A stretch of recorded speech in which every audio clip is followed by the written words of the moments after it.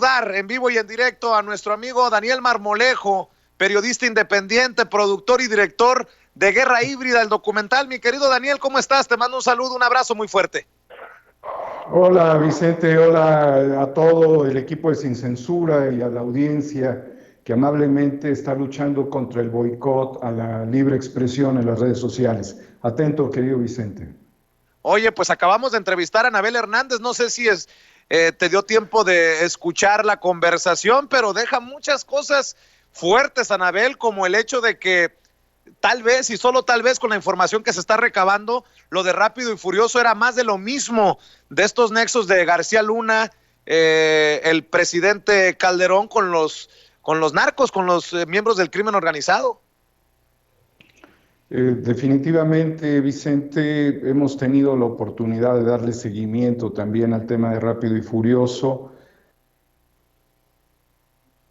en estos, digamos, acuerdos oscuros con importantes personajes de las agencias norteamericanas y políticos mexicanos, no solamente de lo cual estaba informado el presidente por Eduardo Medina Mora, sino que sería parte de una larga cadena. O sea, yo creo, Vicente, que esto no lo debemos de dejar nada más como un hecho aislado, sino que sería la consecuencia, quizás la más evidente, de una serie de operaciones de flujo de armas hacia México.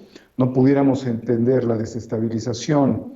Ya desde el año, finales de los años 90, había una crisis de inseguridad en México muy importante.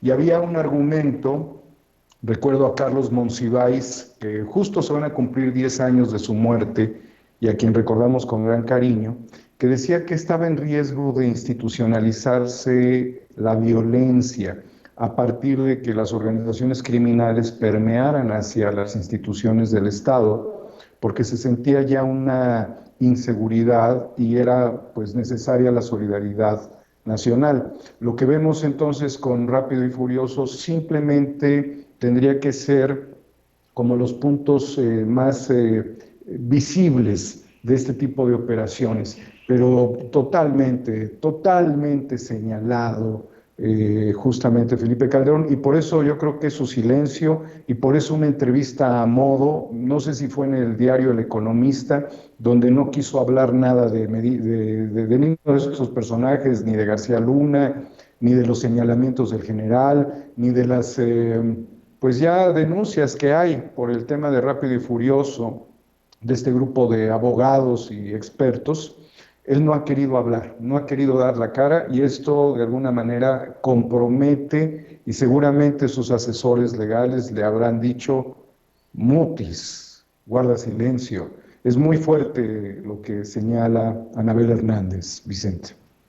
Mi querido Daniel, pues hace mutis sobre ese tema porque anda desatado, anda la perra brava en las redes sociales y encabezada por el mismísimo expresidente.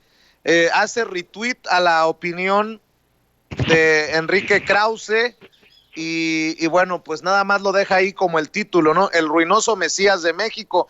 Y a la hora de la hora todo zafo. No, pero no, ¿cuál frente? ¿Cuál grupo opositor? Y todo el mundo se zafa, aunque sigan actuando como si en realidad la BOA existiera o como si se evidenciaran ellos mismos en sus mentiras, Daniel.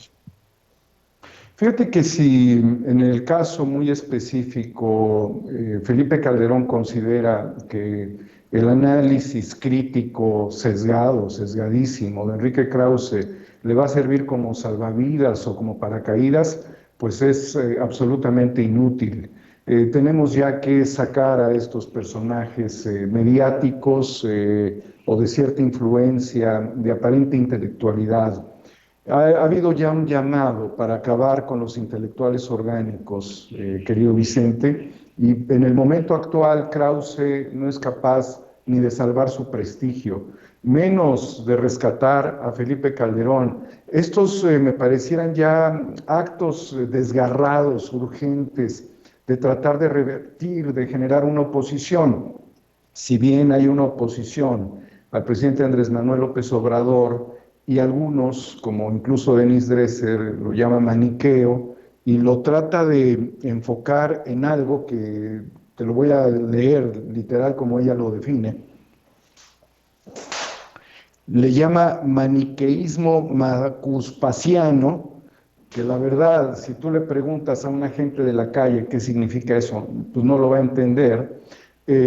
Lo que queda claro es de que no hay personaje del cual él pueda cubrirse para hacer una estrategia contra el presidente. Cayendo Calderón, viene pues un desajuste de la estructura de Frena, de los Diablos, de todos estos personajes que todavía están apostando a que a través de sus movimientos separatistas y a través de personajes como Calderón y su partido pudieran regresar a la escena política. Pero dentro de todo esto, Vicente, qué importantes se han hecho las investigaciones de la UIF y de esto que se denomina la Operación Hermes, que fue conducida por Orlando Suárez López, que hay que recordar a este personaje porque son parte de toda la colusión de los tiempos de Peña Nieto, Videgaray, Medina Mora, Alberto Vaz, el que no encontró el cadáver cuando era fiscal en el Estado de México, y que tanto Alberto Vaz como Suárez López reciben el traspaso de la UIF y con ello logran que 722 personas, a sabiendas del fracaso electoral, del fracaso político de Peña Nieto y de su candidato Mid y de Anaya, naturalmente desbloquearon cuentas de 722 personas por aproximadamente 1,086,951,000 pesos y 17,663,000 dólares, basándose en un acuerdo que promovió en la Corte, ¿quién crees? Medina Mora, ¿sí? Entonces todo esto, Vicente, configura esta